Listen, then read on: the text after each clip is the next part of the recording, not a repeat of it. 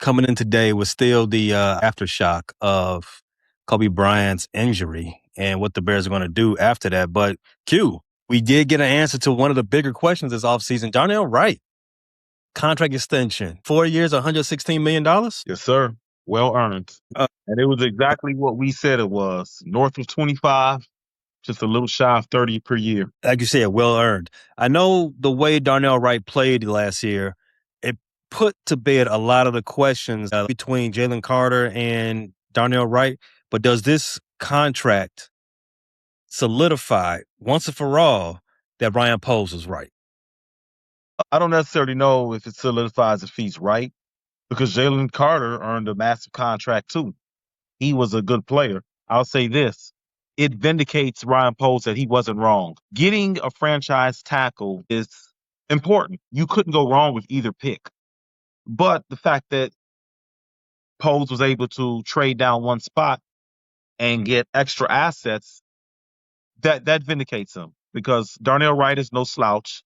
He's the equivalent, maybe a little bit better right tackle than Jalen Carter is of 3 technique or defensive tackle, whatever that he's doing in Philly now. So we can't get on Ryan Poles' ass about it. I'll put it to you like that. It's apples and oranges. Do you need a franchise defensive tackle? Do you need a franchise right tackle? I think in today's modern offense, you'd probably err with getting the franchise right tackle to protect your quarterback. But again, it's apples and oranges. I'm sure in Chicago we would have been happy with either player, because Jalen Carter would have been a very good player for the Bears as well. But as of now, I have no more smoke for Ryan Poles for drafting Darnell Wright, prioritizing him ahead of Jalen Carter and taking him in the top 10. No smoke for him. Yeah, I'm good with this, because we haven't had a really foundational piece on the line since Olin Kreutz, right? Correct me if I'm wrong. How Long started that way. How Long was like Yeah, he was going to be right. that. Then it just he got injured and was never able to recover that same play. But yeah, Darnell Wright is probably, you're right, he's probably the best piece we've had since Olin Kreutz. I think right now he might be even better than Kyle Long was. Really good news for Bears Nation, for the team itself. After yesterday's bad news that one of the guys that are stepping forward to be one of the leaders on the defense got hurt and is going to miss maybe 6 weeks of the season. So moving past Darnell Wright, how are the Bears going to respond in the practice after losing Coby Bryant for, let's say, close to 2 months, if not even more? So, Q, how was today's practice? It was another padded practice. And from what I understand, it was physical. It was physical, and the defense got tired of people coming on their little podcasts, talking to you, people typing in their little newspapers, talking to you, Sun-Times Tribune, people coming on to the radio, talking to you, 6-7 to score, talking about the offense, laying belt to the defense. As the defense, I got something for y'all. We got something for y'all. It's cute to rip us up in 7-on-7s or when we're in T-shirt and our panties on. Shout out Adina Howard. It's cool to tear us up in 1-on-1s when we can't put pressure on the quarterback, when we can't get into the line of his vision because we don't have a defensive line and really pass rushing. It's cool to let the receivers do little cute catches when we can't hit them. But it's going to be a difference when we get out there and we can be physical. And today, the Bears defense showed that, hey, maybe the Bears offense is not as far ahead of them as we thought, or maybe the Bears offense isn't where they think they're at. Maybe it's a little bit of overconfidence. But the thing is, when you get out there and you start moving the quarterback off his launch base, off his platform, you hit receivers, you make guys uncomfortable. That's what 11-on-11 football is. And that's what the Bears will be playing in September. So the offense better get comfortable. Shout out to the defense for responding through Coby Bryant's injury and throughout all the criticism and concern. They showed up today. And one of the stars of the defense was Devin Bush, off-season acquisition. Yeah. And there were some questions about Devin Bush coming over to Chicago. You know, he started off as the first-round pick in Pittsburgh. Career got off to a good start. He got hurt. Then there was a little bit of bad play. He bounced around, found himself in Cleveland last year, had a really good year in Cleveland last year. He was next to Schlesinger, the defensive rookie of the year. And, of course, played with Myles Garrett and played with the young kid they drafted out of Michigan, whose name escapes me right now. It's not important, but anyways, there were some questions about if Bush was just a guy who played well in that scheme, or if he just played well because he was surrounded by some really good pieces. And I know this doesn't answer all those questions today because it is practice, but it is certainly a good step that shows that Devin Bush is a better fit than Tremaine Edwards. He was able to do the things that Dennis Allen wants out of linebackers that we haven't been able to get out of Tremaine Edmonds, that we haven't been able to get out of TJ Edwards. They're not exactly the guys that Dennis Allen employs in his defense. Devin Bush is able to show speed. He's able to fill those gaps. He's able to get to his places, to his run fits before offensive lineman can get a hand on him. You know, he's shorter, he's squatter. He's almost built like a safety on steroids. He's Mm. quicker. It's not just the straight line speed that he has over Tremaine Edmonds. Tremaine Edmonds is probably nearly as fast as Devin Bush straight line speed, but it's the lateral agility, it's the quickness, it's the suddenness, the explosion. Devin Bush displayed all that today in coverage against Luther Burden. He was able to break up a play in the last play, and he was, he showed his quickness and explosiveness, and that's what we really want out of our linebackers in his defense. One of the concerns I had about Devin Bush after coming from Cleveland, he had a great season, and as you said, he played with some really good players on that defensive side of the ball. So I was maybe one of the concerns was maybe he was right place, right time, playing with a record-breaking season with Myles Garrett and having Corey Schlesinger, who was Defensive Rookie of the Year. And another thing was his stature. Yes, he's got the speed, but can he hold up when when it's time to run the ball? But I know the NFC North doesn't really have, Mike Allstott anymore. They don't really have Adrian Peterson anymore. But coming out of the AFC North, when you have the Baltimore Ravens, who's a heavy running team, he did hold his own for the most part. So I think some of those concerns about Devin Bush, maybe it's nothing to be concerned about, because you did say he laid Luther Burden out at the goal line during a 2-minute drill. So maybe those concerns about his physicality are a little overblown. But I do have a question, though. When it does come time for him to take on blocks, when it does come on time for him to cover tight ends, and there's a lot of freak tight ends in this, are you a little bit concerned about, as you said, he's short in stature, he's, not the biggest, but he can cover. He can get from sideline to sideline, but what about somebody post him up or somebody try to run him over? Well, I mean, do you have any concern there? Less concerns than Tremaine Edwards. Tremaine Edwards, a taller guy, bigger guy, but Tremaine Edwards didn't disengage from blocks well. Mm-hmm. His length kind of, one concern with a long Mike is that those guys kind of get hooked in the offensive linemen and they can't get good leverage and get under them or, escape them. One thing about Devin Bush, I don't know if you saw Lance Briggs, some of his film on how he took on blocks. It wasn't just taking them on straight up physically. It's, get a shoulder into the offensive line and keep one arm free. Get low where he can't really get great leverage to dig you out of the play. I feel more confident with Devin Bush in the run fits than I did Tremaine Edmonds. And Devin Bush, I'm looking up his size. I don't think he's over 6 foot. Yeah, I think he's about 5. Yeah, they got him listed at 5'11" and a half and 234. Yeah, he's not 5'11". You said what? No one is 5. So no one's 5. You're either 6 foot or 5'10". You're right. Okay. Well, Devin Bush is listed at 5'11". You say he's 5'10".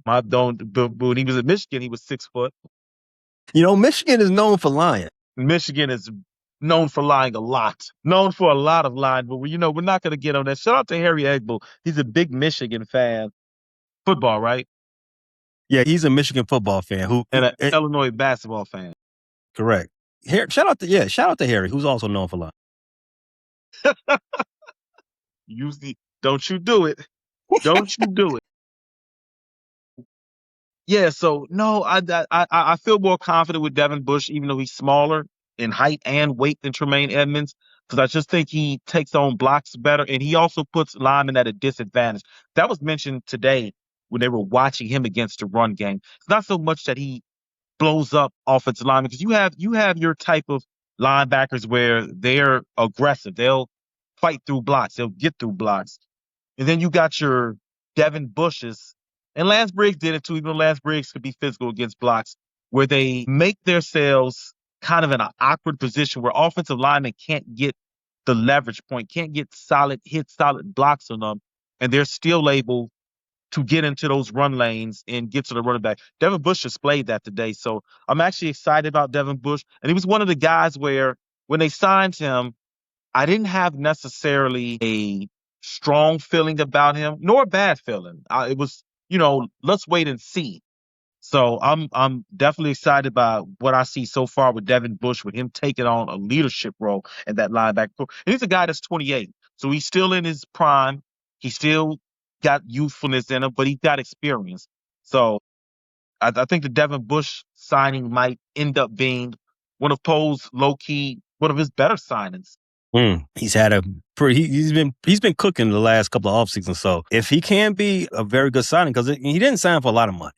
No, he did sign, but he didn't sign for significantly less than Tremaine Edmonds was getting paid. They saved a few dollars on the cap, but it wasn't a big thing. I'm trying to look. Let me see what he signed. 3 years, $30 million. So about $10 million a year. I think Tremaine was getting what 14, 15, 16, somewhere around there. Yeah, in there. Yeah. So yeah, you save some money and you get a better fit. The concerns about him being posted up, you can't really do anything about that. However, him getting caught in the wash, him being able to get thrown around by offensive linemen that's coming to the second level, you will hope that his speed can alleviate some of that, and his ability to beat a low man. Low man wins. Yeah. And when I was playing football, when you had to engage the block, you said, engage and get loose. Sometimes you can't get loose. Sometimes you just got to blow the block up. So Lance would do that real well. And Lance was a guy not much taller than Devin Bush. Lance listed as 6'1", 245, 240. Not much bigger than Devin Bush, but remember, Lance Briggs was very effective against the run. Sometimes he was better against the run than Urlacher, even though Urlacher was the guy that would go side to side and, kind of was able to predict, and high IQ guy. Lance Briggs was a force against the run. I would say Lance is a lot better than Brian against the run. Whoa. Now, Brian did play a long time, longer than Briggs. He had a longer career, right? But when I'm saying this, majority of both of their careers, Lance was a better run defender than Brian. Brian, his first 2, maybe 3 seasons, he was really good against the run. Really good. He shot gaps fast. Shot gaps ridiculously. Now, I would go more than the first 2 to 3 years. I would go first 5, 6. He was really good at shooting those gaps. He slowed down. Speed slowed down. I think he slowed down the year before we went to the Super Bowl. I think that's when I started noticing it. Well, remember that he got hurt. Game, right. Yes, he got a little heavier and he aged quickly. Brian Urlacher played in an era where there were fullbacks. And I don't know if you remember, but that Corey Schlesinger, not to be confused with Corey Schlesinger, the Browns line, but I'm talking about that big square neck, bull-headed fullback for the Lions. All he was a sledgehammer. And I remember I know you remember there was a game where he was just belting Brian Urlacher, just meeting him in a hole and just belting him. Yeah, he did that a lot. He did that a lot. And Urlacher was tall and laying. Urlacher wasn't no hoe, but it's not like he was getting bullied over, but he was getting stonewalled in that hole. And I never forget how frustrating that was. The reason I brought that up was because Urlacher's form, his technique started to get a little bit sloppy as those years get around. And it was a good thing we had Lance Briggs on the squad, because Lance Briggs was also like a sledgehammer. He would just go in and blow a block up. Yeah, he'll stand up and he'll end up getting pushed out the way when we didn't have Keith Traylor and the rest of them no more. Yeah. So to that point, if Devin Bush continues to have perfect technique and continues to show that lateral speed, it can be a good thing. Elsewhere in today's practice, you did mention that the defense fought back. You made the offense take a step back a little bit. Let's talk about how Caleb looked today. They said so far in the first week and a half of training camp, he's shown a lot of flashes. There's been some brilliant plays. Him and Loveland are on the same page. Him and Luther look good. But there's still that thing, inaccuracies, missing on these quote unquote runners balls. Are you concerned? No, Tyreek Stevenson did pick him off. I wouldn't say I'm concerned, because I think Caleb Williams will have a fantastic season. But I do want to see him start getting better with his ball placement. I think For him to become elite, that has to improve. I think Caleb Williams, the guy we saw the last 10 games of the season, is a Pro Bowl level quarterback. I have no reason to think that he won't be that same guy from last year at the floor. I want to see him get to a ceiling. I want to see Caleb Williams raise his game. And Wow. Caleb Williams that raises his game makes the Bears a legit Super Bowl contender. At worst, if he's the guy he was last year, looking at a Pro Bowl quarterback who makes spectacular plays. But I do want to see him get the ball placement better. And guys aren't always going to have their best games, their best practices. There will be times where you don't have your best stuff, kind of like a pitcher. But you tough it out, you slug it out. Maybe the run game picks you up that game, or maybe the defense picks you up. It's definitely a situation worth monitoring in day 7, see how Caleb and the offense responds, day 8. But would I be concerned about it? No, not today, especially when you really get the first padded practice. The defense is already amped up. They're licking their wounds a little bit. They're ready. They're chomping at the bit. You probably got the best version of the Chicago Bears defense today. And the offense was due to not have such a great day. Speaking of Caleb, we've seen him play real well. We've seen him have that first year under Ben Johnson. They're going to the next level of this understanding of the offense. Do you think in that next level that he needs to play in the preseason? That is a good question. I'm glad you brought that up, because I was actually talking to a fellow Bears fan about, will we see Caleb Williams? Does he need to play in the preseason? I mean, some of us were coming on the heels of that Coby Bryant injury. I know we're getting a little skittish right here. And that's what was brought up in the barbershop talk about Caleb Williams playing in the preseason, and Luther Burden and Colston Loveland. Some of these, high-profile weapons, these finely tuned athletic machines, to borrow a term from Bobby Boucher, the Waters boy. Shout out, Water Boy. Listen, I don't want to get off subject, but I will stand 10 toes down. Water Boy is a top 10 sports movie of all time. Whoa, okay. Yeah. All right. I'm going to do that. Yes, I will. Right. Yes, I will. Comedy or not. You say you don't want to go on a tangent, but for one, shout out to you. Shout out to you with a movie reference. Look at you go. But there's no way. I don't think sports movies are that great to begin with, but there's no way. Exactly. No way. Okay, you can do The Sandlot. I'm cool with that. You can do whatever the movie Denzel Washington was in with Sunshine. You could do that. That's Remember cool. the Titans. Remember the Titans. You could do that too. And then it gets sketchy. Give me 8 movies that were better than The Water Boy, sports related. Friday Night Lights. I'll give you that. That's the best football movie ever. You got Sandlot. You already said Ruin the Titans. Talladega Nights. All right. Don't chew my head off. I have not seen Talladega Nights. It'll be it. Hey, relax. It'll get added to the list. It will get added to the list. I'll get to it. Okay. Come on. You know what?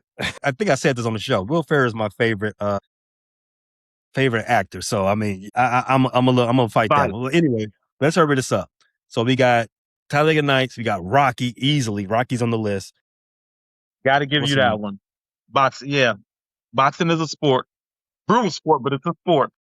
What about, have you ever, I know you ain't seen this movie, A League of Their Own. Yeah. Okay. Oh. Have you seen A League of Their Own? Yeah. Okay. There's no crime in baseball. Boom. Hey, you cooking today. You cooking.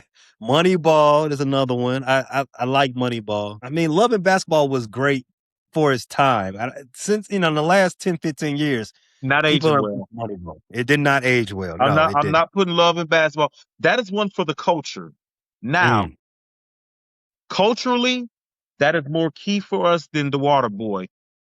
True. But overall, I can't put that over The Water Boy. Adam Sandler's got a lot of sports movies. What about Happy Gilmore?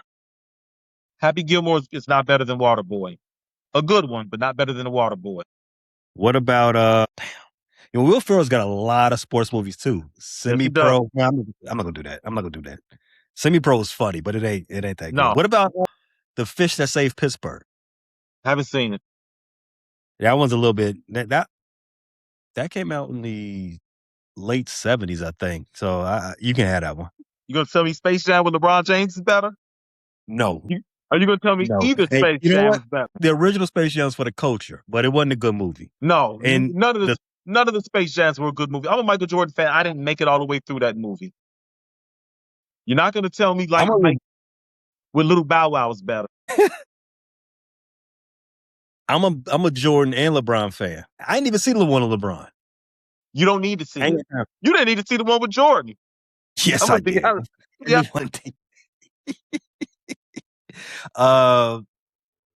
Field of Dreams. I haven't seen it, but I understand its importance. Slow racist, but whatever. Hoop Dreams. For the coach. Right. And you got Bull Durham.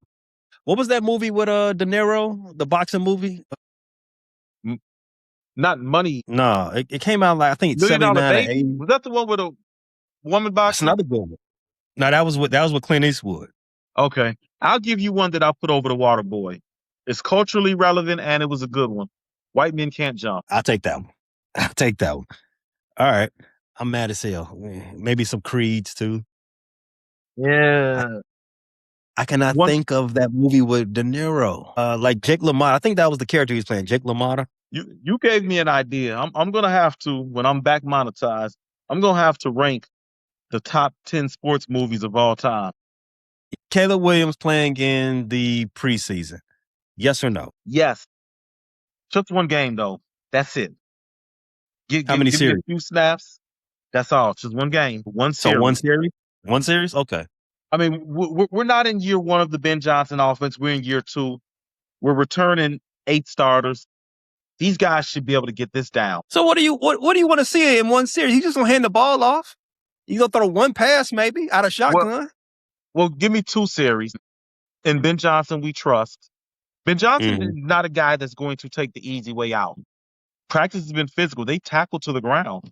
So I'm going to trust Ben Johnson, and knowing him, they're going to play in preseason. And I don't need to see much. I just need to see them go out there and put 6 on the board. How do you feel about the Bears playing in preseason? The starting offense. I don't really want to see them out there. 2 series max for the entire preseason. Absolutely no for the first game? No, we don't need to play them the first game. Not at all. Second game, go out there, get your 2 series in, hit the showers. We got the Bengals in joint practices. We got the Titans. You know, the Titans gonna be hungry this year. You know, I pick on our gambling show, plus 800 Titans to win their division. I put money on that. That's not a bad gamble in that division. And the AFC South, who was a juggernaut? I mean, the Texans were a bad offensive team and played great defensive football last year, but that defensive football slowed down last year. No guarantee that defense is going to carry. If that defense, how many teams have we seen with very good defense and still only win 6 games? We've seen the Cleveland Browns do that. We've seen the Vikings do that. We've seen the Bears have very good defenses with Urlacher and Braves and still win 6 or 7 games. The Titans got a young quarterback who I think doesn't get mentioned enough in Cam Ward. Like you said, they got a whole new coaching staff. They'll have a new system. We don't know what to expect from the Titans. They're not the most talented team, but I think the most talented team in that division is the Jaguars. And the Jaguars historically do not put together 2 good seasons. I don't care who's been the coach. Until I see them do it, I'm not buying any Jaguar stock. I like it. I might put some money on that. You said that they got a good coaching staff. You know, we talk about the Bears, Ben Johnson putting together a dream team coaching staff. Look at the Titans. You know, they got Brian Daboll over there now, offensive coordinator with young Cam Ward. You know what Daboll's done with young quarterbacks. Yeah, he might not be a good head coach, but when he gets a young mobile quarterback, they are problems. He made Josh Allen a problem. He made Jackson Dart annoying as hell. And I think Cam Ward and Josh Allen are both more talented than Jackson Dart. But that damn Jackson Dart was annoying as hell. I buy the Brian Dable as an offensive coordinator stock. Yeah. And you said they don't have a lot of talent. I think they do have a lot of talent on the defensive side of the ball. They got some talent over there. And you know who their defensive coordinator is now? No. Who? Robert Saleh. That's another guy who may not be great as a coach, but he does work as that. Titans plus 800 sounded real good. I might have to I have to hurry up and get down. You talking me into that one. Get on that. That's good. That's great value, especially what we talked about last episode. Not the last episode, but the episode before last. And they're not Caleb. bad on the offensive side of the ball. They're improving the offensive line. They drafted Darnell Tate, right? Yes. They still got Ridley over there, right? Yep. They got Shamir DK. Still got Tony Pollard, who never had a season he had a few years ago with the Cowboys, but still put up 1,000 yards. They got Tajay Spears. Yeah, you're right. I'm gonna have to check out that gambling show. And we know every year there is at least one or two teams that go from worst to first. Always. The Titans might be as good as the worst to first pick as there is in the NFL. All right, to button this up about Caleb Williams and the rest of the offense playing in the preseason, I am good with them just getting their reps in the joint practices. That's all. That's it. That's all they need. You want your physical guys, the guys that actually got to get touched, tight ends, wide receivers, running backs. You want them to build their calluses up, get their licks in. Do that in a controlled setting of a practice where you can go when you're only going 80%. You stay up. You know what I'm saying? You don't hit to the ground, anything like that. And especially the golden boy. The Cincinnati Bengals have a golden boy, a little bit more fragile. Put him in the red jersey and put him in some bubble wrap. Lot more fragile.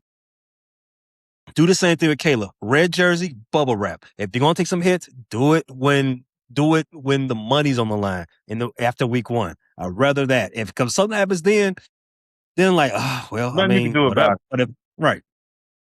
I mean, I feel you, because the last thing you want to see is some overzealous second-round pick fighting for snaps, get around the edge, God forbid, and all he sees is red and has a chance to hit Caleb Williams and impress his coach and teammates. He's not letting up. He's going to be all gas, no brakes. And you already know he's probably a bounty out there. Don't even think about it, buddy. We're in agreement there. Let's switch to the defense. Talk about the offense putting belt to ass on the defense the first week of the training camp. Defense fought back today. What happened in practice today, was I that moved by? Yeah, the defense fought back. Great. But I was more so interested in what happened after practice when Dennis Allen had his press conference and he was talking about, one, he's going to miss Saturday's practice because he's going to the Hall of Fame enshrinement for Drew Brees. Shout out to Drew Brees. But he was talking about how they're going to replace a guy like Coby Bryant, considering what's going on with Kyler Gordon, who's been battling injuries since signing his extension. And they asked him, are you concerned that the Bears secondary's depth is already being pushed to the brink? And he did mention Cam Lewis. He said, we talked about this yesterday in the emergency pod. Will Cam Lewis strictly be a safety now? And Dennis Allen answered that question. He was watching the show. He said he's going to focus on the safety position, and he mentioned his versatility, and he compared him to P.J. Williams that he had back when he was a coach with the Warriors. Yeah. Do you think Lewis can smoothly transition to fill Coby Bryant's shoes? Well, we know we can't fill Coby Bryant's shoes, right? Or we kind of answered this question yesterday. Should there be some type of phone ringing who we can bring in? At this point, I don't think it would hurt to bring in somebody in training camp to see, kick the tires on a Jordan Poirier, kick the tires on a Quandre Diggs, see what they got left. These are guys that played some really good football, and there's a possibility they still have something left and can contribute while Coby Bryant is hurt. You're still thin at safety. Elijah Hicks is on the PUP list. We don't know when he's coming back. Although I presume if he's coming back, he might either rotate with Cam Lewis or be the starting safety opposite Dylan Thieneman in front of Cam Lewis. But I guess if Cam Lewis focused on safety, we've answered the nickelback question. It's going to be Jalen Jones until Kyler Gordon returns. I would still stay vigilant on that trade market. I would stay vigilant on the free agent market because, yes, safety is still a concern. Cam Lewis played in some very important games with the Buffalo Bills last year. He's an experienced player, but Cam Lewis is kind of a journeyman and a depth piece and a special teams player for a reason. He's 29 years old. I think if he was a guy that you can have as your solution as a starter, he would have probably already been that in his career. So I understand Dennis Allen likes Cam Lewis in comparison to P.J. Williams. I don't think he's a P.J. Williams. That's just my personal opinion. I like Cam Lewis. I like what he can be for the Bears for the depth and special teams and veteran. I don't like him as my starting safety. The silver lining is that, as we mentioned yesterday, the first 4 games are against teams that aren't prolific passing teams. So you have a chance for your secondary to not get exposed while Kyler Gordon, Elijah Hicks, and Coby Bryant mend. Hopefully we can get some clarity on Kyler Gordon real soon. I would love to see that guy in week 1, although we start preseason games a week and 2 next days week. from now. Yeah. It's probably highly unlikely at this point that Kyler is going to play in week 1, I'd say. If he's not back by beginning of next week, I don't think so. Did he open up on the PUP list? Yeah, last year. Okay. Yeah. No. Okay, they put him. I know he was injured. But was he on the PUP list for this training camp? Yeah, they put him on the PUP list the day before camp opened. Okay, and Elijah Hicks on the PUP list. Okay, so it's going to be alarm ringing time if by next week we don't see him on the practice field. Shout out to Bryce Young. You just got a little bit easier for you. All right, so last thing on the Bears. One of the other things that fans love to see in training camp is fights. Jordan Vanderburgh and offensive lineman Caden Barnett. How did I know it would be Jordan Vanderburgh? Of course, when we drafted him, you knew he was gonna get into it with somebody. I looked at him and I saw his pictures online of hunting, and I looked at how he moves, and I said, that looks like a guy that. Do we have to wonder where he was at January 6th? The administration is very. They want to get those South Africans in here. They kicking other people out, but they bringing the South Africans, a certain type of South African. Yeah, some immigrants are okay. Some. To your question, if you got a preferred card at Cabela's, so it's a 50-50 shot. And if you weren't there, we know where you were rooting for about it. Vanderburgh body slam Barnett, who's 6'4", 316 pounds, and his nickname is the Vanilla Gorilla. Vanderburgh took him off his. Oh, it was wait. It was the Vanilla Gorilla he body slammed? Yes. We had white on white violence today, huh? Took him off his feet at the end of the play. Montez Sweat said he kicked back and got his popcorn out and just watched everything unfold. He was very excited by what was happening there. Cal Long, I was listening to an interview from Cal Long on the on 670. Cal Long, you know how Cal Long loves to. I know. Yeah. He loved to be in the middle of those scrums too. Teammate or not, he was in it. Everybody knows that one that happened at Family Fest. Yeah. Who was it? Martellus. I think Kyle Fuller was involved too. No, that was Kyle Fuller, where he whooped on Kyle Fuller and then asked Brandon Marshall if he wanted some too. And Brandon Marshall, no. What's that from? Friday, come on, man. I'm going to catch you one day. See, now I'm on your ass with the movie quotes because you done embarrassed me in the chat and on the pod with my lack of versatility and knowledge of movies. Now, I've been trying to catch up on all the classes. Breaking Bad, I'm starting to Wire again.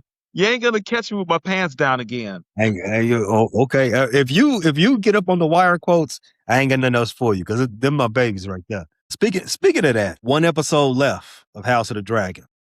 Already? Season finale is this Sunday. I just watched this last episode. Man, I got some questions. One of the questions is, are y'all that horny in Westeros that you're looking at your mama and your sisters as possible sexual partners? Well, what is going on with them goddamn Targaryens?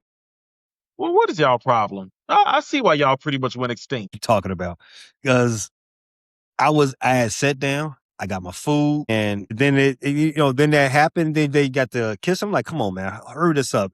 Then they got on top, like, hey, bro, hey, no, bro, don't do this, don't do this. And then it was all a dream. Like, okay, well, quote unquote dream. Like, all right, hey, Game of Thrones, HBO, you be coming very close. You be treading that line of pissing me off sometime with some of these love scenes. Cut it out, bro. We don't nobody need to see a mother and a son. That Nobody needs was to see that. out of pocket. Out of Unnecessary. pocket. I know brothers and sisters, uncles and nieces, that goes, that's par for the course in that Targaryen family, but mother, We don't son, need to see it. We hey, don't come need on. to, even if it's par for the course, we don't need the reenactment of the act to see. As was said earlier in season 1, we don't need to see them coupling. I think this has been very deliberate from the showrunners. There's some side characters who haven't been getting a lot of play. Hugh the Hammer, Alice Rivers, Rhea, who's supposed to be Nettles in the book. I ain't read the book, so I ain't gonna go too deep in that. So I believe the showrunner is doing something very intentional in trying to make this show an allegory for two women whose lives were thrown up in the air and tossed around just based on the patriarchy. The patriarchy ruined these two lives. You got Queen Rhaenyra and the Dowager Queen Alicent. But what I'm seeing now, they're taking that, I guess, theme and making it into like a resurgent thing for the patriarchy. How they trying to remake or humble Aegon, because he had an aura moment in this episode. He definitely did. He stood up for himself. He was ready to go out on his sword, which definitely surprised me to see that growth in his character. Mm-hmm. Because, man, he sat there, he pulled a sword, he was ready to die. And then he showed growth. He told Varys he can get up out of there. Didn't make him die with him. I'm not gonna run no more. You're not gonna catch me and hem me up like a rat. I'm a and shout out to him, because we saw somebody else that thought they were gonna die like that, and they didn't die like that at all. I'm the realm's greatest warrior. We light the right. Boy, shut your ass up, man. Get your ass up out of here. The realm's greatest warrior. I'm confused about something. Who was Sunfire's rival? So that's Aegon's dragon. Who was his other dragon? The That one was that died. Sunfire. His dragon didn't die. So he was right when he said he wasn't dead. Right. We saw flies all around Sunfire. He did. So what basically means is that dragon just say, I'm gonna take some time off, G. I got whooped by Big Homie, and I'm gonna just chill. I'm gonna let Big Homie get up out of here. I'm gonna duck this for a minute, and then So you when saying he played possum that long to make sure Vagar was gone? that's what he did. Is Vagar the biggest, most powerful dragon in the realm? Now, yeah, at this point. Okay. Yeah, man. Because so Aegon did have a little glow moment because he Definitely all have some more of disfigured. Yeah, he did. He all disfigured. His dragons all disfigured. But I just knew it was up for Aegon right there. I'm like, even though we know how the story ends, but it felt like that was gonna be it for Aegon. He was gonna get captured. At least they was gonna torture him some more. Dragon to the rescue. When you drop this on TikTok, YouTube, all the platforms, anybody in the comments, let me know where I can find a dragon. I need that. The more I want, I need it. I know somebody got a dragon out there. I know this is just not something made out of pure fiction. Somebody got to have a dragon. If they're in the Amazon forests, if they're in the Congo, the Amazon forests and the Congo are still largely unexplored. There's a lot of shit in there. They just found a new species of monkey in there. Somebody got to have a dragon. Yeah, they just found a new species of monkey in the Amazon. Who found a new species of monkey? You know what? You're right. I'll rephrase it. Westerners found a new species that the natives already knew about to add to their current scientific collection. You caught me there. You're right. I've been conditioned too much. You got to be when they make these discoveries, right?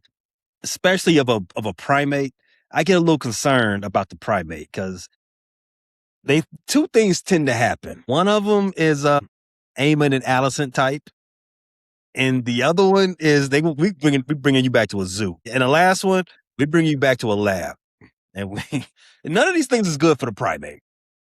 The primate does not consent to any of that At all. It was found in the Congo, not the Amazon. But it was found, but I believe last year there was one found in the Amazon. It's a new species of colobus monkey. found in the Congo. I'm sure the natives already knew about it. They told them about it, but yeah, getting off topic. Somebody find me a dragon. Speaking of finding dragons, loose random dragons, Rhea. I felt bad. They jumped sheep stealing. Why they do? Sheep stealer I feel sheep stealer, he gets a bad rep. Look at his skin color. Just look at sheep stealers. You know, they call him a stealer. How you going to tell him that the land that he's been on, he's stealing sheep? Ain't them colonizers sheep? Aren't they stealing grass? This is where that man hunts at. You going to tell him he can't eat your colonized livestock that's on his land? I don't know. I'm just saying, look at Rhea's skin color. Look at sheep stealer's skin color. They made to be villains. Yeah. I'm just happy that Rhea finally took a bath. She been dirty. I know she was musty. Yeah, she definitely hiding in caves, riding the dragon all day. You can't smell too good. I never met a dragon before, but I can't imagine they smell good at all. Not at all. Oh man, there was so much in that episode. Rhea's sister, Bayla, playing brothers off each other. Bogus. Man, where's Lord Corliss? I see his finger. Where's Lord Corliss? I don't know, man. What is Ormond doing, bro? We all knew that oath. He cannot be trusted. He's a goofy. And I don't know how Ormond got past Hugh the Hammer, because Hugh the Hammer supposed to be outside the gate watching, right? Supposed to be scaring them people behind the walls.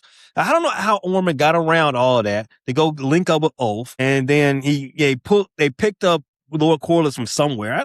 That part of the story is not making sense to me. Now they brought Corliss back in and they chopped his finger off and everything. I'm like, all right, bro, what's happening? None of that is making sense for Ormond. They doing too much with Ormond. Go ahead and pack him up this last episode. I'm sick of bro. And Rhaenyra's showing some weakness. How, you just putting anybody on a dragon, and this fool out here messing with the ops behind your back. You basically gave the ops a dragon. Rhaenyra is writing a book on how to blow a 6-1 dragon lead. She definitely is, and I hate to say it, she in over her head. Just because you have power doesn't mean you necessarily need to have power. And I understand, she was done wrong at the beginning of the story. She was done wrong. She was a sympathetic character from day one. And now they are slowly writing the story to how maybe they were right. Maybe all them backstabbing Greens were right. Maybe the Greens were right. Maybe Daemon was right. Maybe Daemon should have been heir to the throne. No. You know what? Aemon been right all along, even though he wasn't right at all this episode. But he was, when he said, hey, look, we'll just burn these motherfuckers. They should have did it. Should have just burned everybody, got up over it. But yeah, man, this last episode, the Battle of Tumbleton, I can't wait. Gonna be lit.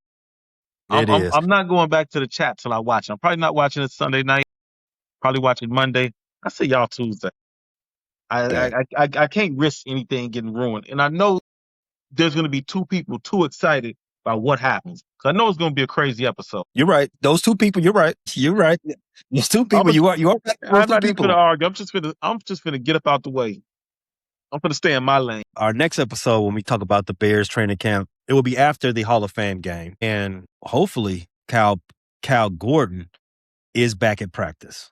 Fingers crossed. Just like how Damon found Rhea, someone go drag Kyler Gordon and bring him back to practice. Get him out that cage. Somebody get him to his quarters, get him cleaned up. And the name of that movie with Robert De Niro, Raging Bull.